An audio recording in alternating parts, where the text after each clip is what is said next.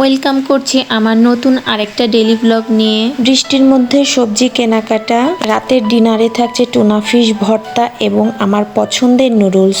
এই সব কিছু নিয়ে থাকছে আজকের ব্লগ। হ্যালো সবাইকে, আমি টুকি ফ্রম টিয়ার টুগেদার পেজ। প্রতিদিনের সবজি কেনাকাটা আমি প্রতিদিনই করি, তাই বৃষ্টি হোক ঝড় হোক আমি বাজার যাবই। আর এই তো আমরা ভূতু ফ্যামিলি চলে যাচ্ছি রেইনকোট পরে বাজারে।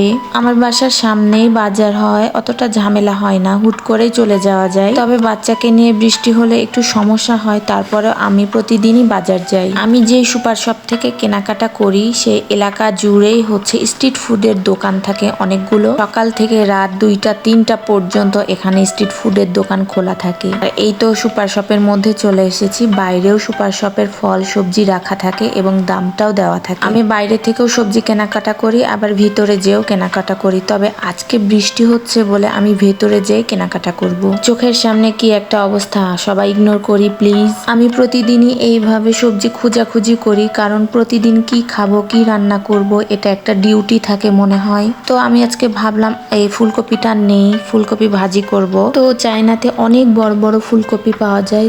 আমি হচ্ছে বেছে বেছে ছোট একটা ফুলকপি নিয়ে নিয়েছি। এগুলো হচ্ছে সবজি, অনেক সবজি পাওয়া যায় চায়নাতে, আমি নাম অতটা জানি না।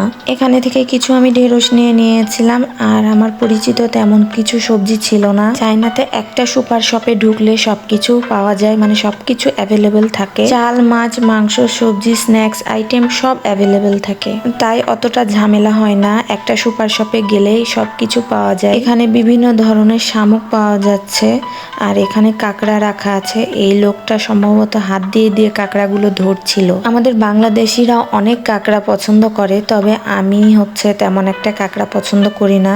মানে কক্সবাজারে একবার খেয়েছিলাম, তারপরে আর খাওয়া হয়নি আমার। সুপার শপ থেকে সবজি নিয়ে এখানে আমি ওজন দিয়ে নিচ্ছিলাম। এখানে ওজন দেওয়া হয়, আর একটু দূরে গিয়ে আলাদা একটা সেকশনে পেমেন্টটা করে নিতে হয়। সুপার শপ থেকে বের হয়ে অনেকগুলো ফল নিয়েছিলাম, আর সবজি মাত্র 2 রকম নিয়েছিলাম। তাড়াতাড়ি করে বাসায় ঢুকে পড়ি, কারণ হঠাৎ করে অনেক জোরে বৃষ্টি শুরু হয়ে গিয়েছিল। আর এগুলো আমি বাজার করে নিয়েছি: আম, কমলা, লিচু, অ্যাপেল, ড্রাগন, আর হচ্ছে 2 রকম সবজি। ডিনারের জন্য আমি কিছু রান্না করেছিলাম না, কারণ জাভিয়ানের পাপা অফিস থেকে ফোন দিয়ে বলেছিল আজকে রুটি খাবে। টুনা ফিশের ক্যান দিয়ে ভর্তা করে রুটি খেতে ওর আবার খুবই পছন্দ, তো নিজের পছন্দের জিনিস নিজে নিজে করে খাচ্ছে।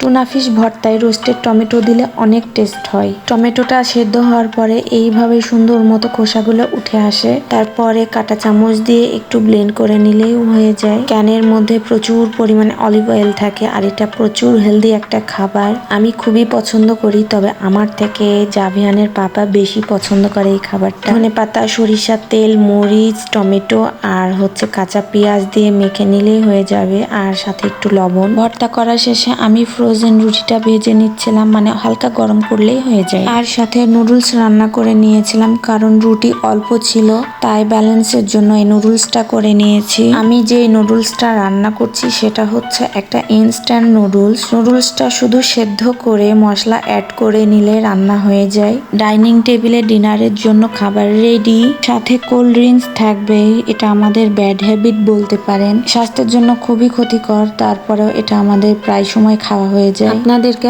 একটা কথা বলতে চাই, আমার ভিডিওগুলো যদি ভালো লাগে তাহলে অবশ্যই আমার চ্যানেলটি সাবস্ক্রাইব করবেন এবং আমার পাশে থাকবেন। ভিডিও রেকর্ডিং, এডিট তেমন একটা ভালো পারি না, তারপরেও চেষ্টা করি। সবাই আমার জন্য দোয়া রাখবেন, আমি যেন আমার চ্যানেলটাকে এগিয়ে নিয়ে যেতে পারি।